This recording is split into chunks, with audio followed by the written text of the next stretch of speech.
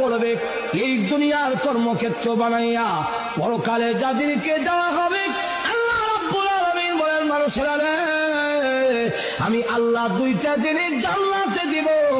এক নম্বর হলো স্বাস্থ্যের কোনো সমস্যা নাই, আর তোমার ডায়াবেটিস থাকবে না, তোমার বহুমূত্র থাকবে দূরের কথা, বেশি বেশি তুমি পেশাব করতা, ইটা থাকবে দূরের কথা, তোমার কিন্তু আর মুতই থাকতো না, মুত উঠে যাবে, পায়খানা নাই, সবগুলো হজম হয়ে যাবে, গ্যাফুর দিলে শেষ হয়ে যাবে, স্বাস্থ্যগত দিক থেকে কোনো দুর্বলতা নাই।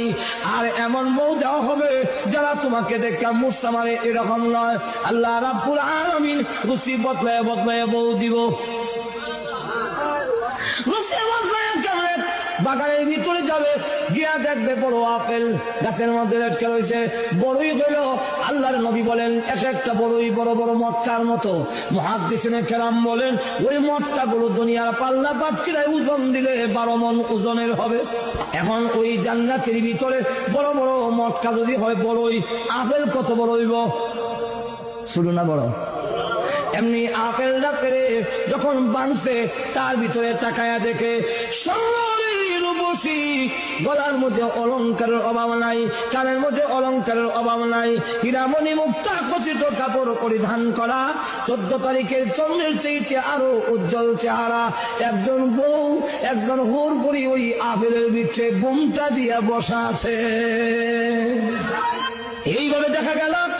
এমনি বলবে এই আপেলের ভিতরে সুন্দর বউ, সে চমকা উঠবে।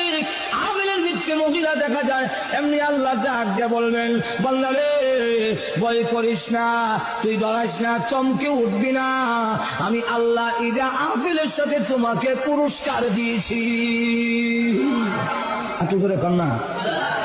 দুনিয়া এক তো স্বাস্থ্যের দিক থেকে উত্তম হবে, 2 নম্বর হলো জীবনে কোনোদিন মরবে না, অনন্তকালের জন্য বুক বিলাসের জন্য দেওয়া হবে। এখন পরকালেরটা নিবে না ইহকালের বুক বিলাস নিবে? যদি ইহকালের নিতে চাও, আমি আল্লাহ তোমাকে মেধা দিছি, বুদ্ধি দিছি, তোমার বিবেচনার উপরে ছেড়ে দিলাম।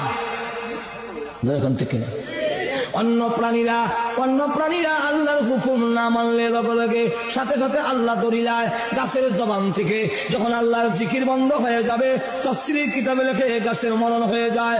নদীর জবান থেকে যদি আল্লাহর বিধান ভুলে যায়, ওই নদী মরা নদী হয়ে যায়, স্রোত আর চলে না। যে পাখির জবান থেকে আল্লাহ